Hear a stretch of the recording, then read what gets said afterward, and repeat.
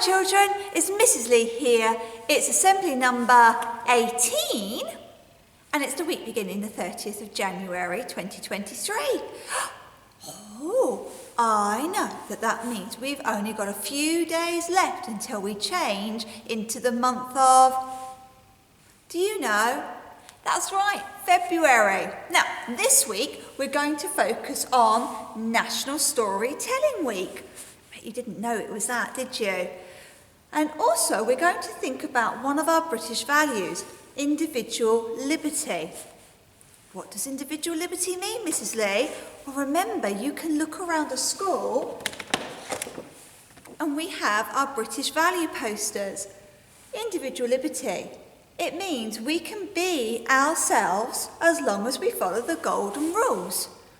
Some of us might like to do things that other people don't like to do. You know Mrs. Lee likes to roller skate. Not everybody else likes to roller skate though.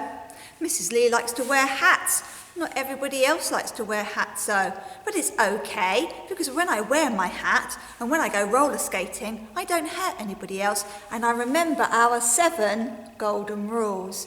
Do you remember the 7 golden rules? Ah, thank you. Shall we do our routine board? What's the time, Mr. Wolf? Well, I can see that the long hand, the minute hand, is on the 12, and I know that means o'clock.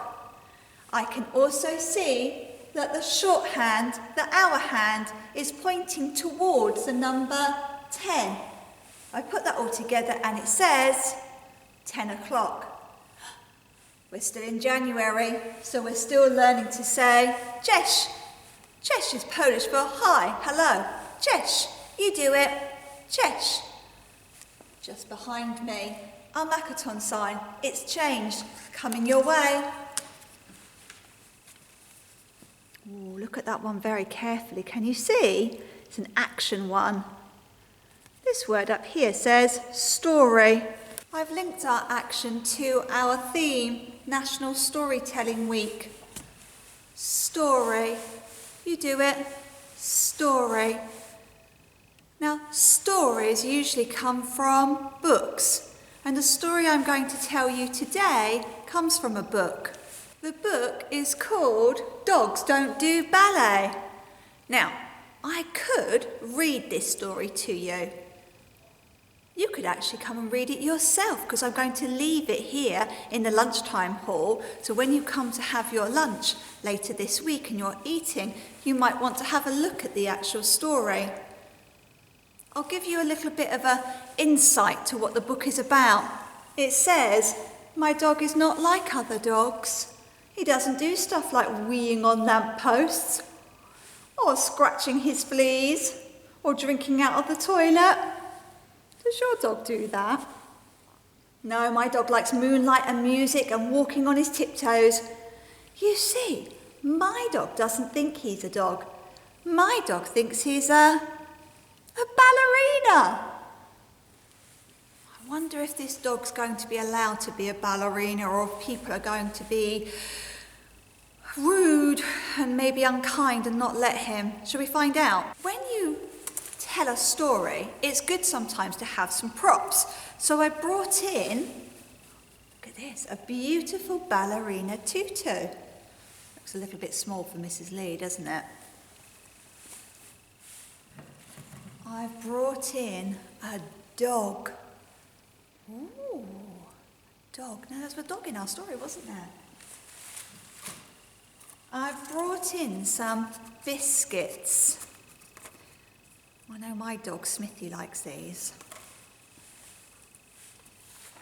I've brought in a bit of a newspaper. I know that my dad likes to read a newspaper. Sometimes puts it in front of his face so I don't talk to him. I've brought in a bus, a nice red London bus. Sometimes we get them around in Cambridge, don't we? You might have seen them. Brought in a little girl to help you with my story. It's quite interesting, actually. She looks like she's a bit of a Victorian girl. And then I brought in a stick. My dog, Smithy, likes a stick. Here's a little girl in my story. Shall we call her, what should we call her? I'm going to call her Mary. Here's Mary. Mary in our story goes to ballet lessons. She loves ballet. Every week she gets on the bus and she travels all the way to a place where she can do ballet. A nice big hall. She puts on her tutu and she has to do all sorts of dancing. She has to show how to do a pirouette, how to do arabesque, all the different positions with her hands and her feet. She works so hard. Oh, yes, she does. Now, our little girl in our story, Mary, also has a dog. Dog is called Biff. Say hello, Biff. There he is. Are you ready for me to tell my story? Here we go. So my story is called, can you remember? That's right, Dogs Don't Do Ballet. Once upon a time there was a little girl called Mary, and Mary loved her dog Biff. And Biff loved Mary, and wherever Mary would go, so would Biff. If Mary went upstairs, so would Biff. If Mary went downstairs, so would Biff. Every day Mary had to take Biff for a walk. Sometimes Mary would throw a stick for Biff. But Biff would not go and get it because Biff didn't like doing things that other dogs like to do. He certainly didn't like running off to go and get a stick. He stayed with Mary. Every week, Mary had to go out and she would go and talk to her daddy. She would say, "Daddy, can you come and take me to the ballet?" And her dad would sit behind his newspaper reading it. "Okay then," he would say, and he'd get ready, and off he would take Mary to the ballet. And every week Mary would say to her daddy, "Please can Biff come along to ballet?" Every week. Her dad would hide behind his newspaper, and then he would say, "Dogs don't do ballet, Mary." So Mary would have to get on the bus and go to ballet on her own without Biff.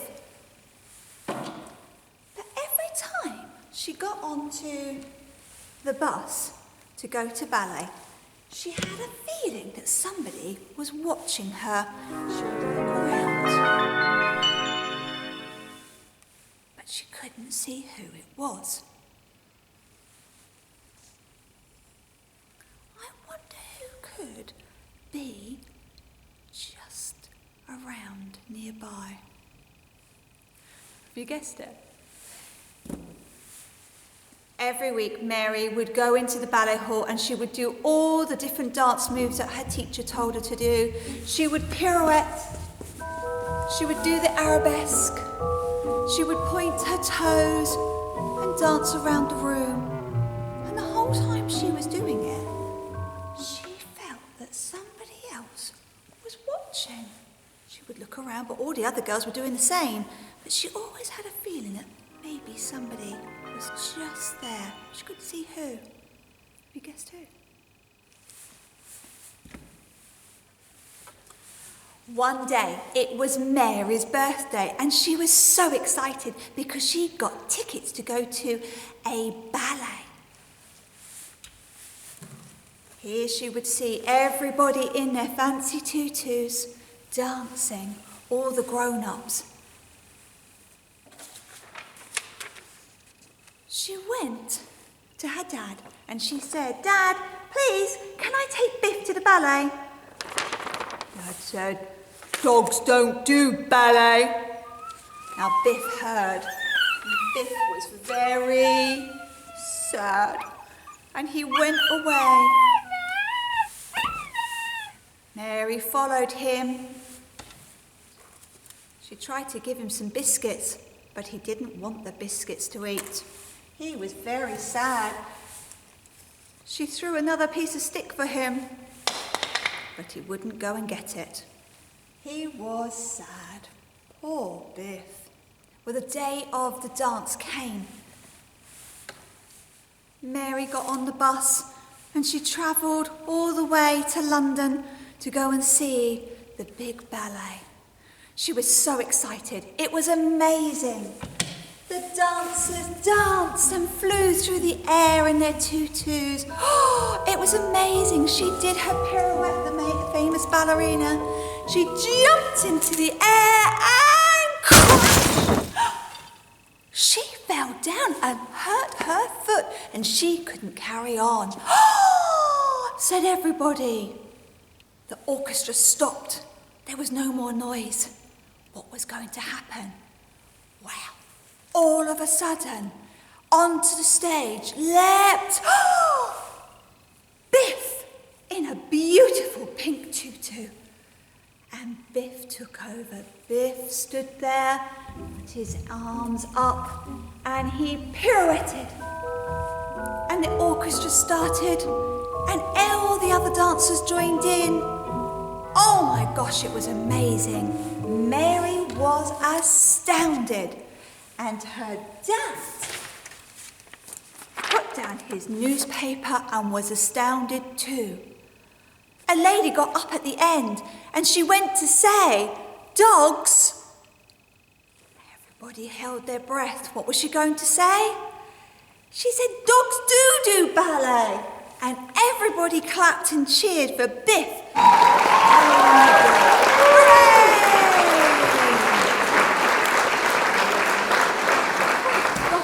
That was quite a challenge. I know that story. I remember that story. But it's quite tricky to tell that story. I might have to do it again and again. Oh, practice it. I wonder if you could try and tell a story. Try to pick one that you know. Maybe Goldilocks and the Three Bears. Maybe Snow White and the Seven Dwarfs. I don't know, a story that you like, and see if you can tell the story from the beginning right the way through to the end. Maybe you could draw some pictures in Ready to Learn time to help you, or maybe you could hunt around the classroom and find some props like Mrs. Lee did. Oh, well done, Biff. You can do ballet. Dogs can. Whatever you want to do, I'm sure that you can do. All right, with a little bit of practice. Well done, Biff. Didn't give up on his dream, did he? Right then, children, Mrs. Lee's going to finish there. As you can see, I've got my coat on and hat on, my gloves on again, because it's still chilly, isn't it, outside? If you're wearing your hat and your coat and your gloves, can you make sure that inside them there's your name, and that when you have finished wearing them, you put them on your peg? Seeing lots and lots of coats on the floor. Mummies and daddies will be very sad, won't they, if your coat is getting all mucky on the floor. Right. One last thing, let's do our school prayer. Help me to do the things I should, to be to others kind and good, in all my work and all my play, to grow more loving every day. Amen. Right, I'm looking forward to seeing you story tell outside or maybe in the research centre at lunchtimes. Have a lovely, lovely week, children. Bye.